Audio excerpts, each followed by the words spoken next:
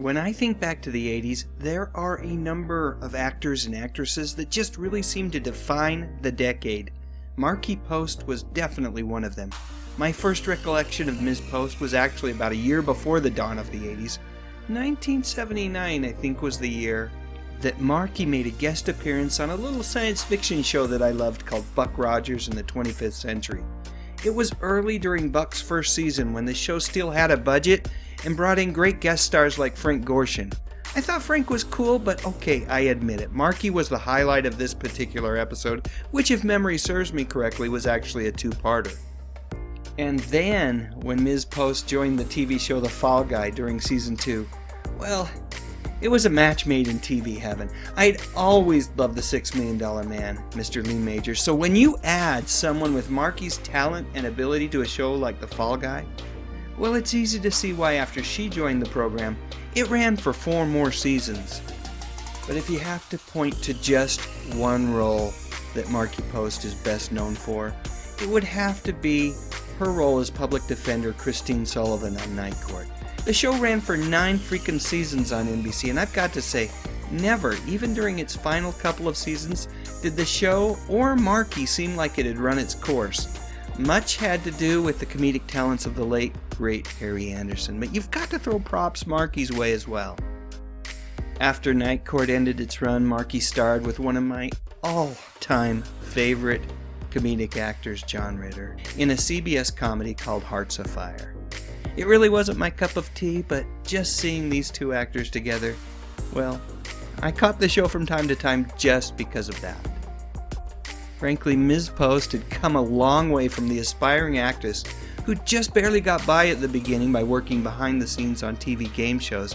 As time went on, she moved from behind the scenes to in front of the camera, and then, well, the rest, as you know, is TV history. So where is Markie Post now? Well, the good news is that Markie never really went away. She's been acting steadily over the years. But she has also taken the time to be a mother and a wife. She and husband Michael Ross have 2 lovely daughters, and a simple search through the interwebs clearly makes a case for the fact that they are indeed a happy family.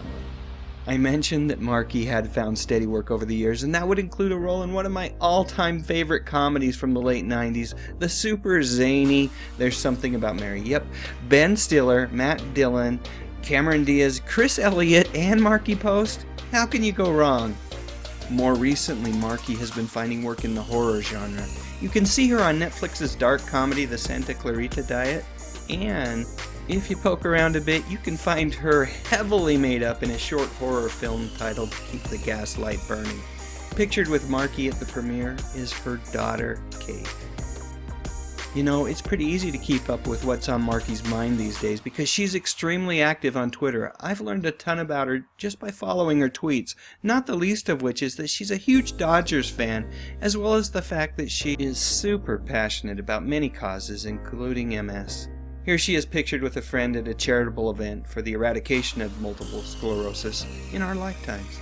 You know, the world we live in is so different from decades gone by. It's really pretty easy to find out what's going on with your favorite actors and actresses through the various social media outlets. One thing you probably won't see Markie tweeting about, however, is a failed Fox pilot called Electra Woman and Dyna Girl. Yep, way back in 2001, Markie was involved in a project to revive the Sid and Marty Krofft classic superhero show. For better or worse, this thing was not picked up by the network, but if you're curious, you can find it on YouTube. Really, what can't you find on YouTube? Such a wonderful place, full of hidden treasures. Okay, not everything is a treasure, but you get my point. So that's it. I'm done yapping about Markie Post. Were you a fan of her work? And what was your favorite program that she was on? I think I'd probably stick with The Fall Guy. Her first really big recurring role on a TV show, and it was definitely a good one. Share your memories in the comments section, and while you're at it, I'd love a thumbs up if you enjoyed this video, and I would be absolutely honored if you would consider subscribing to my channel. I talk about music, movies, and television, mostly from the 60s, 70s, and 80s. You know, the good stuff. But most importantly, and as always, thank you so much for watching.